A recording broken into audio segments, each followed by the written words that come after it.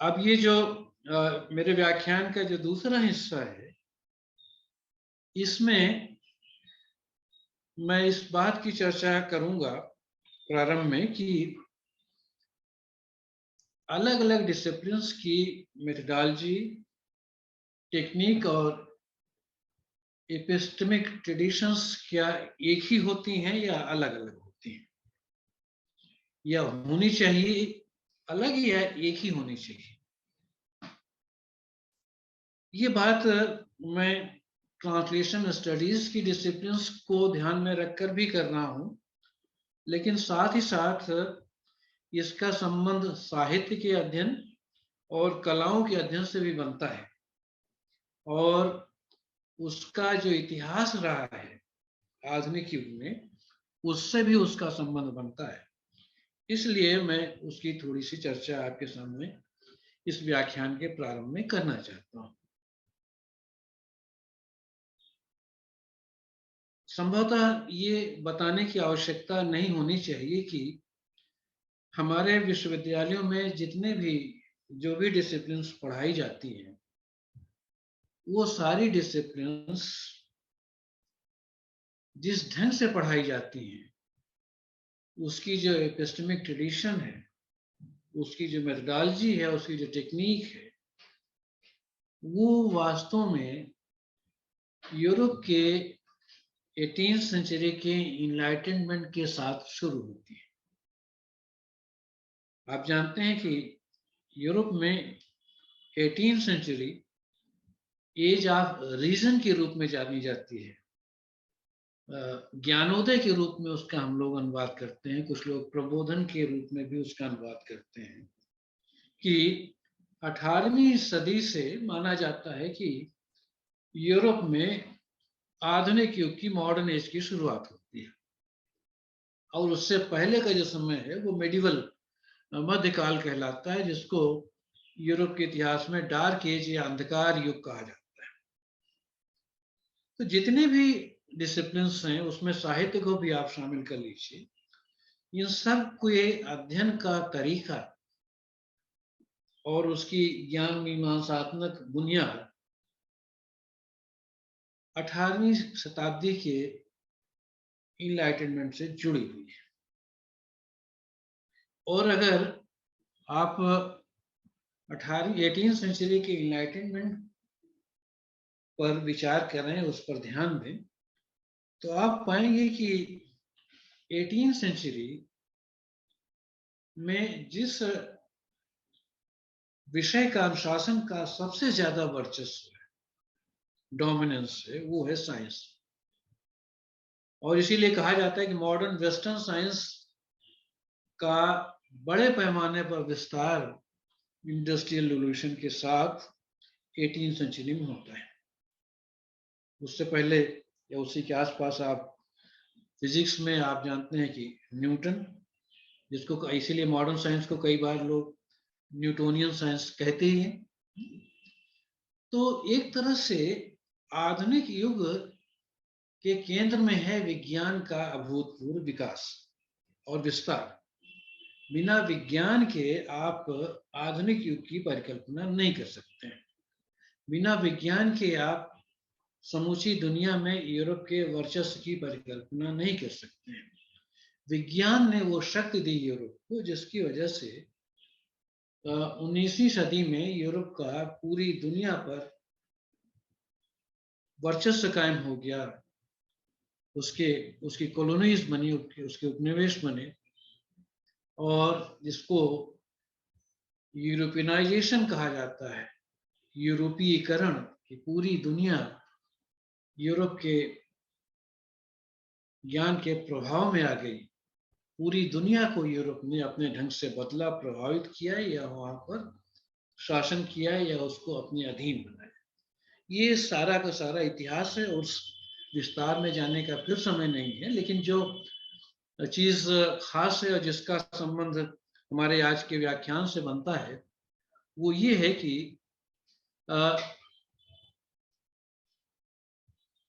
Europe का जो 18वीं शताब्दी का जो ज्ञान है, उसके केंद्र में विज्ञान है। विज्ञान का ऐसा वर्चस्व और ऐसी केंद्रीयता इससे पहले आपको नहीं दिखाई पड़ेगी। और इसीलिए ये अप्रत्याशित नहीं है कि ज्ञान के जो दूसरे अनुशासन हैं वो भी विज्ञान के प्रभाव में आते हैं। विज्ञान का ऐसा प्रभाव पड़ता है दूसरे अनुशासन पर, डिसिप्लिन पर, कि वो विज्ञान के पीछे चलने के लिए मजबूर होते हैं। वो विज्ञान के ढंग पर अपने को ढालते हैं, क्योंकि उन्हें अपनी सार्थकता सिद्ध करने के लिए विज्ञान का जो तरीका है उसको अपनाना पड़ता है। और इसीलिए आप देखेंगे कि जितनी भी डिसिप्लिन्स हैं उनकी जो मेथोडोलॉजी है वो काफी कुछ वैसी ही हो जाती है, या वो अपना लेते हैं जो मेथोडोलॉजी वास्तव में साइंस की मेथोडोलॉजी है। अब इसको, इसके विस्तार को, इसके प्रभाव के विस्तार को आप इस रूप में समझ सकते हैं कि 19वीं सदी का अंत होते होते या उसी के दौरान वो सारे विषय अनुशासन जो समाज का अध्ययन करते थे, संस्कृति का अध्ययन करते थे, इतिहास का अध्ययन करते थे, वो सारे विषय, उन सारे विषयों ने अपनी मेथोडोलॉजी लगभग विज्ञान की मेथोडोलॉजी के रूप में विकसित की या उसी को उसी रूप में अपना लिया। और यही नहीं, जिनको आज आप समाज का अध्ययन करने वाले विषय कहते हैं, दबाव इतना गहरा था कि उन्होंने भी साइंस के टक्कर में अपने को लाने के लिए स्वयं को भी विज्ञान कहना शुरू कर दिया। अब जैसे आप जानते हैं कि हमारे यहाँ तो है, आपके यहाँ भी होगी, हम सोशल साइंसेस कहते हैं, faculty of social sciences, department of political sciences. ये समाज का अध्ययन करने वाले जितने भी विषय थे, अनुशासन थे, अचानक उन पर ऐसा दबाव पड़ा कि वो अपने को विज्ञान कहने में गर्व महसूस करने लगे कि अगर हम अपने को विज्ञान नहीं कहेंगे, विज्ञान के निकष पर अपने को सही साबित करने की कोशिश नहीं करेंगे, तो फिर हमारा महत्व संदिग्ध हो जाएगा। अब साइंस की मेथोडोलॉजी क्या है, जिसकी चर्चा हम लोग सूत्र रूप में कर लें, उसके लिए भी समय नहीं, लेकिन आप जानते हैं साइंस की मेथोडोलॉजी ये है, जो नेचुरल साइंसेस हैं उनकी, कि जो साइंटिस्ट है वो ये दावा करता है, ये मानता है कि हम जिस भी चीज का, जिस भी ऑब्जेक्ट का अध्ययन करते हैं, उसके अध्ययन में हम बिल्कुल न्यूट्रल होते हैं, निष्पक्ष होते हैं, उसमें हमारी राय या हमारी पसंद या हमारे विचारों की कोई दखल नहीं होती है। और इसी को ऑब्जेक्टिव नॉलेज कहा गया, न्यूट्रल, जो सब्जेक्ट न्यूट्रल है। दो चीजें हैं, एक सब्जेक्ट और दूसरा ऑब्जेक्ट, जो मेथोडोलॉजी के अध्ययन के मूल में है। यानी एक अध्ययन करने वाला, वो हुआ सब्जेक्ट, और जिस विषय का अध्ययन किया जा रहा है वो हुआ ऑब्जेक्ट। तो जो सब्जेक्ट है वो जिस विषय का अध्ययन करे उसमें उसकी कोई दखल ना हो, उसकी पसंद नापसंद का कोई प्रभाव उस पर ना पड़े, बिल्कुल तटस्थ होकर, निष्पक्ष होकर वो अपने विषय का अध्ययन करे और उसमें जो भी परिणाम निकले उसको सामने रखे। ये साइंस की मेथोडोलॉजी थी, या अभी भी काफी अंशों में है, यद्यपि उसको अब काफी चुनौती दी जा रही है, उसके सामने भी नए तरह के सवाल खड़े किए जा रहे हैं, लेकिन उसके लिए हमारे पास समय नहीं, उसकी चर्चा मैं नहीं करूंगा। खास चीज ये है कि साइंस की इस मेथोडोलॉजी का प्रयोग सोशल साइंस के जो विषय हैं, अनुशासन है, डिसिप्लिन हैं, वो भी करते हैं या करने का दावा करते हैं। और ये माना जाता है, कहा जाता है कि अच्छा सोशल साइंटिस्ट वो है जो अपनी पसंद अपनी रिसर्च में नहीं लाता है, अपने को अपने अध्ययन के विषय से अपनी पसंद को, अपने विचार को बाहर रखता है, अलग रखता है, उसकी छाया उस पर नहीं पड़ने देता है, नहीं। और इसी को ऑब्जेक्टिव नॉलेज कहा जाता है। सब्जेक्टिव का उल्टा है ऑब्जेक्टिव। सब्जेक्टिव वो है जिसमें आपकी पसंद, आपकी भावनाएं, आपकी आपकी समझ, आपकी संस्कृति की भूमिका हो, आपके संस्कारों की भूमिका हो। लेकिन ऑब्जेक्टिव नॉलेज वो है जिसमें इन सब चीजों की कोई भूमिका ना हो, और इसीलिए इस तरह से जो नॉलेज, ज्ञान पैदा किया जाता है साइंस के ज्ञान के लिए, विशेष रूप से कहा जाता है कि वो यूनिवर्सल है, यूनिवर्सल नॉलेज है, वो सार्वभौम नॉलेज है। वो दुनिया के हर क्षेत्र में उसी तरह से सच है, और हर समय में सच है। वो आज सच है और कल भी सच है और आगे भी सच रहेगा। तो ऐसा ज्ञान जो देश निरपेक्ष हो, और जो काल निरपेक्ष हो, और जो संस्कृति निरपेक्ष भी हो, वो यूनिवर्सल नॉलेज है, वो ऑब्जेक्टिव नॉलेज है। और विज्ञान इसी प्रकार का ज्ञान देने का हमें दावा करता है, और उसके लिए वो उस तरह की मेथोडोलॉजी अपनाता है जिसकी चर्चा मैंने अभी की। मेरा ख्याल है कि अब आपके समझ में आ रहा होगा कि सोशल साइंसेस में जिस तरह की मेथोडोलॉजी अपनाई जाती है, वो वास्तव में विज्ञान की मेथोडोलॉजी के तर्ज पर, उसके वजन पर गढ़ी गई मेथोडोलॉजी है। और इसकी चर्चा कई बार सीधे सीधे ना भी की जाती हो, लेकिन ये एक कॉमन सेंस के रूप में हर जगह है, और हर आदमी लगभग इसी रूप में उसको मानता है कि सोशल साइंस की मेथोडोलॉजी ऐसी होनी चाहिए या ऐसी है। अब अगर आप सोशल साइंसेस से जिसको आप लिटरेचर या कल्चर से जुड़े हुए, कला से जुड़े हुए जो अनुशासन है, डिसिप्लिन है, साहित्य से अगर आप इसको जोड़ें और उसके बारे में सोचें, विचार करें, तो वहां भी आप पाएंगे कि 19वीं सदी से साहित्य और कलाओं का अध्ययन भी साइंस की और फिर सोशल साइंस की मेथोडोलॉजी के वजन पर करने की कोशिश की गई। और इसीलिए साहित्य के अध्ययन में भी, कल्चर के अध्ययन में भी, भाषा के अध्ययन में भी आज भी इस बात पर जोर दिया जाता है, या वो कॉमन सेंस के रूप में आज भी प्रचलित है, कि साहित्य का अध्ययन भी हमें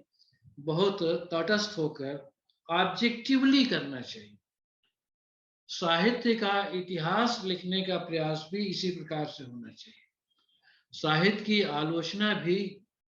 इसी तरह से होना चाहिए, इसी तरह से होनी चाहिए। अंग्रेजी में जैसे कहते हैं, यहाँ तक कि कहानी, कविता या उपन्यास के लिए भी अंग्रेजी में तो पूरा का पूरा एक जुमला ही इस्तेमाल किया जाता है, क्रिटिकल एप्रिसिएशन, यानी आलोचनात्मक अध्ययन। आप साहित्य का करें, कविता का करें, उपन्यास का करें। और इसीलिए आप, अगर आप हिंदी पर भी ध्यान दें, तो इस तरह के इतिहास लिखे गए जिनका नाम ही रहा हिंदी साहित्य का आलोचनात्मक इतिहास, क्रिटिकल स्टडीज। ये जो क्रिटिकल स्टडीज की जो बात है, वो भी, और इससे जुड़ी हुई जो मेथोडोलॉजी है, जो साहित्य और ट्रांसलेशन स्टडीज और दूसरी डिसिप्लिन्स में हम अपनाते हैं, उसकी शुरुआत भी, मेरा ख्याल है कि अब आपको इसका अनुमान हो रहा होगा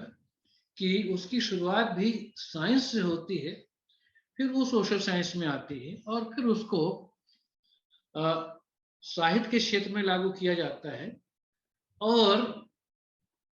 चूंकि ट्रांसलेशन स्टडीज का संबंध भी भाषा से है, और भाषा में लिखे गए साहित्य से है, इसलिए शुरुआत में ट्रांसलेशन स्टडीज में भी, या ट्रांसलेशन में, इस पद्धति को, इस मेथोडोलॉजी को अपनाने की कोशिश की गई। लेकिन जिसकी चर्चा हम लोग अभी अगले हिस्से में करेंगे अपने व्याख्यान के, कि बाद में ट्रांसलेशन स्टडीज जब एक अनुशासन के रूप में 80s के बाद एस्टेब्लिश हुआ, तब इस मेथोडोलॉजी और उससे जुड़ी हुई टेक्निक को क्वेश्चन किया गया, उसका क्रिटिक किया गया और कहा गया कि ये चीज उस तरह से कहा जरूर जाता है, लेकिन ये बात ट्रांसलेशन स्टडीज के लिए,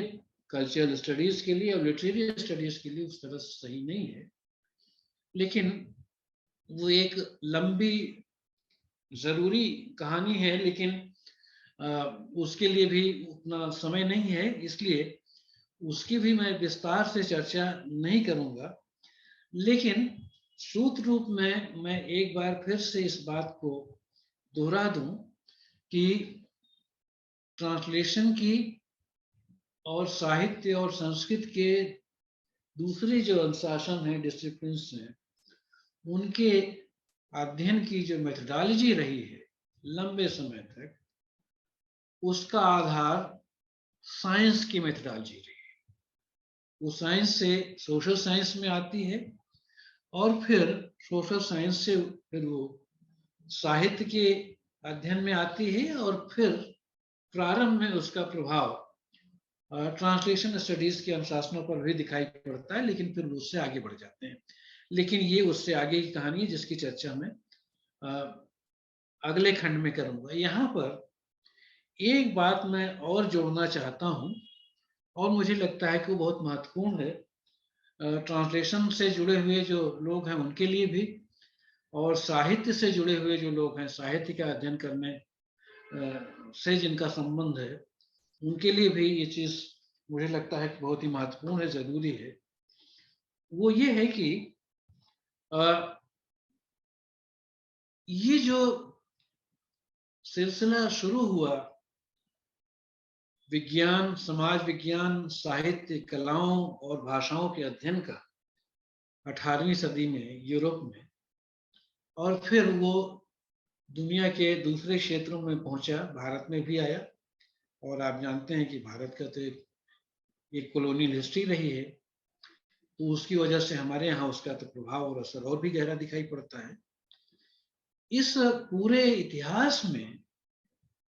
आधुनिक ज्ञान विज्ञान के इतिहास और उसकी मेथोडोलॉजी में जो चीज खास है और जिसका मैंने उल्लेख किया, मैं फिर से एक तरह से रिपीट ही कर रहा हूं, वो ये है कि इसमें जो सबसे जो केंद्रीय चीज है वो विज्ञान है, साइंस है। और इसी वजह से ज्ञान और कलाओं की जो हायरार्की बनती है, पदानुक्रम बनता है इनलाइटनमेंट के बाद, यूरोप में भी और यूरोप के बाहर भी, हमारे यहाँ भी, लिटरेचर में भी, कल्चर में भी, वो ऐसी है। इसमें सबसे ऊपर तो साइंस है, उसके बाद सोशल साइंसेस आते हैं, और उसके बाद फिर लिटरेचर, कल्चर और लैंग्वेजेस आती हैं। ये सबसे श्रेष्ठ अनुशासन ज्ञान तो विज्ञान का है, उसके बाद समाज विज्ञान और उसके बाद फिर साहित्य, कला और भाषा और अनुवाद वगैरह के जो विषय हैं वो। और उसका कारण ये है कि ये माना जाता है एनलाइटनमेंट के साथ कि ज्ञान जो है वो तो विज्ञान के पास है। अब उस विज्ञान के ज्ञान के आलोक में दूसरे अनुशासन या डिसिप्लिन या विद्याएं भी अपना विकास कर सकती हैं, और वो तभी कर सकते हैं जब विज्ञान को वो अपने श्रेष्ठतम ज्ञान के रूप में सबसे ऊपर रखें और विज्ञान की मेथोडोलॉजी को अपनाएं। तो विज्ञान, तो इसका परिणाम ये हुआ कि विज्ञान के बाद जो महत्व मिला वो सोशल साइंस को मिला, लेकिन विज्ञान के बाद, और सबसे नीचे जो चीज आई वो उसका संबंध साहित्य, कला और भाषा या अनुवाद के जो अनुशासन हैं, डिसिप्लिन हैं, उनको, उनका महत्व या उनकी भूमिका सबसे नीचे है, सबसे एक तरह से तीसरे पायदान पर है। और उसका कारण ये है कि ये कहा गया कि साइंस का ज्ञान, अब ये बात मैं कर चुका हूं, इसलिए आपको समझने में असुविधा नहीं होनी चाहिए कि साइंस का ज्ञान ही एक वास्तव में ऑब्जेक्टिव यूनिवर्सल ज्ञान है, और उस ज्ञान के आलोक में उस पद्धति को अपनाकर, मेथोडोलॉजी को अपनाकर सोशल साइंस वाले भी कुछ अंशों में ऑब्जेक्टिव ज्ञान, यूनिवर्सल ज्ञान पैदा कर सकते हैं, निर्मित कर सकते हैं। इसलिए उनका महत्व दूसरी दूसरी श्रेणी में, दूसरे पायदान पर है। लेकिन साहित्य, कला या भाषा या ट्रांसलेशन के जो विभाग हैं, वो अपनी तरफ से ऐसा कोई ज्ञान नहीं पैदा कर सकते जिसे ऑब्जेक्टिव नॉलेज कहा जा सके, जिसे यूनिवर्सल नॉलेज कहा जा सके। तो ये एक नई चीज, नए ढंग से आई, और जिसका आधार, जैसा कि मैंने कहा कि यूरोप का इनलाइटनमेंट है 18वीं शताब्दी का, जिसकी वजह से ये माना गया, और जिसका असर आज भी आपको दिखाई पड़ता है कि साहित्य को, कलाओं को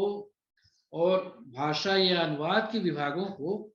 ये कहा गया कि आप, ये सारे विभाग बड़े सब्जेक्टिव डिसिप्लिन हैं। इनमें व्यक्ति की अपनी पसंद का, उसके सुख दुख का, राग विराग का, उसके संस्कारों का, उसकी संस्कृति का बड़ा महत्व है, और इनका ज्ञान कभी भी उस तरह से ऑब्जेक्टिव नहीं हो सकता है, सब्जेक्ट न्यूट्रल नहीं हो सकता है, इसलिए यूनिवर्सल नहीं हो सकता है। ये जो भी इस विषय के अध्येता हैं, उनका, उनकी सोच, उनकी दृष्टि, उनकी संस्कृति की इतनी गहरी छाप रहती है इन अनुशासनों पर कि अधिक से अधिक इनको एक कच्चे माल के क्षेत्र के रूप में स्वीकार किया जा सकता है, जिसका साइंटिफिक मेथोडोलॉजी से दूसरे लोग अध्ययन कर सकते हैं। वो हिस्ट्री के हो सकते हैं, सोशल साइंस के हो सकते हैं, सोशियोलॉजी के हो सकते हैं। लेकिन ये अनुशासन,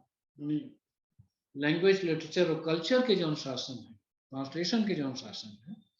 ये उस तरह से कोई ऑब्जेक्टिव ज्ञान या यूनिवर्सल ज्ञान नहीं पैदा कर सकते। इसीलिए,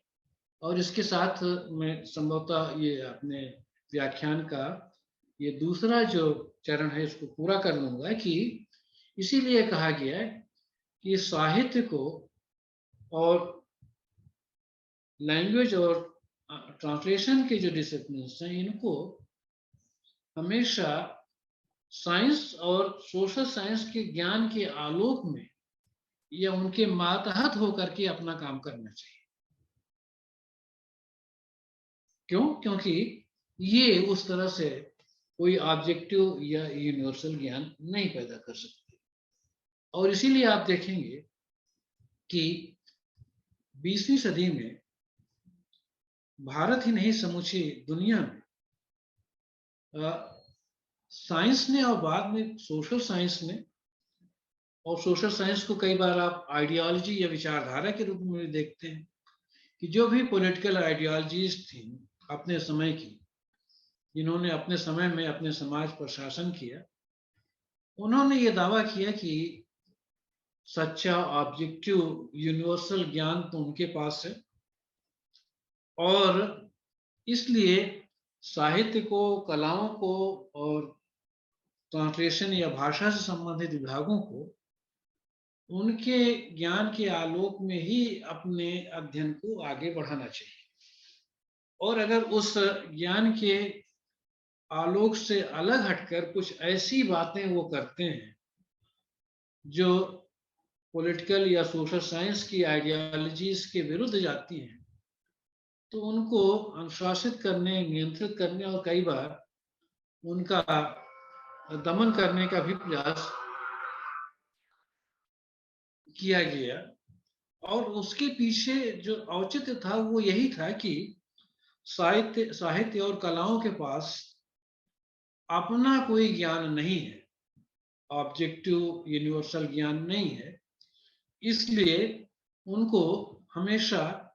एक निर्देशक की जरूरत है, एक सुपरवाइजर की जरूरत है जिसके निर्देश में उनको अपना विकास करना चाहिए और उससे अलग हटकर या उसके विरोध में कुछ ऐसा नहीं करना चाहिए, और अगर वो ऐसा कुछ करते हैं तो फिर उनको अनुशासित या दंडित किया जा सकता है। तो ये जो चीज हुई उसके पीछे भी आप देखिए कि जो मुख्य कारण है या जो मुख्य समस्या है वो पहली तो इपिस्टेमिक है, यानी ज्ञान मीमांसा से जुड़ी हुई, जहां आप इस प्रकार की एक हायरार्की बनाते हैं जिसमें आप ये कहते हैं कि चाहे वो ट्रांसलेशन स्टडीज हो या लैंग्वेज से जुड़े हुए और दूसरे जो स्टडीज कि उनका कोई अपना ऑब्जेक्टिव नॉलेज नहीं हो सकता है, और फिर अगर वो कोशिश करें तो कुछ हद तक वो बढ़ सकते हैं लेकिन एक सीमा के बाद नहीं। और इसीलिए ये जोर दिया गया और आज भी दिया जाता है कि अगर उनको कुछ बेहतर करना है तो उनको भी वही मेथोडोलॉजी अपनानी चाहिए जो मेथोडोलॉजी साइंस में अपनाई जाती है, या साइंस के वजन पर जिस तरह की मेथोडोलॉजी सोशल साइंस में विकसित की गई। आप जानते हैं कि साहित्य के विभागों में और भाषा के विभागों में आज भी जहां पर रिसर्च मेथोडोलॉजी पढ़ाई जाती है वहां पर रिसर्च मेथोडोलॉजी के नाम पर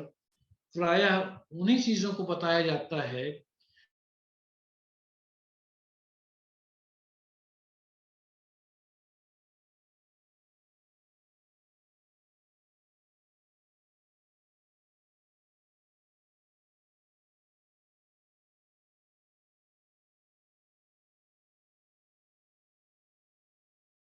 चरण में चर्चा करेंगे कि क्या ट्रांसलेशन स्टडीज की मेथोडोलॉजी वही हो या वही होनी चाहिए, उसकी टेक्निक वही हो जो सोशल साइंसेस की है या सोशल साइंसेस की थी या साइंस की है, या ट्रांसलेशन स्टडीज की मेथोडोलॉजी और उसमें आप साहित्य के डिपार्टमेंट्स को भी शामिल कर लें, कल्चर के भी डिपार्टमेंट्स को भी शामिल कर सकते हैं, उनके जो डिसिप्लिन, इन डिसिप्लिन की जो मेथोडोलॉजी है वो साइंस या सोशल साइंस के डिसिप्लिन के मेथोडोलॉजी से कुछ अलग होनी चाहिए। तो इसकी चर्चा और उसमें संस्कृति का, कल्चर का क्या योगदान है या उसकी क्या भूमिका है, और तीसरी चीज साहित्य और भाषा और ट्रांसलेशन और दूसरे अनुशासनों के अध्ययन में पश्चिम के प्रभाव को किस सीमा तक स्वीकार करना चाहिए और किस सीमा तक उससे बाहर निकलने की जरूरत है। इस तरह के कुछ प्रश्नों को मैं इन प्रश्नों का विस्तार से न सही लेकिन यथासंभव उत्तर देने की कोशिश करूंगा।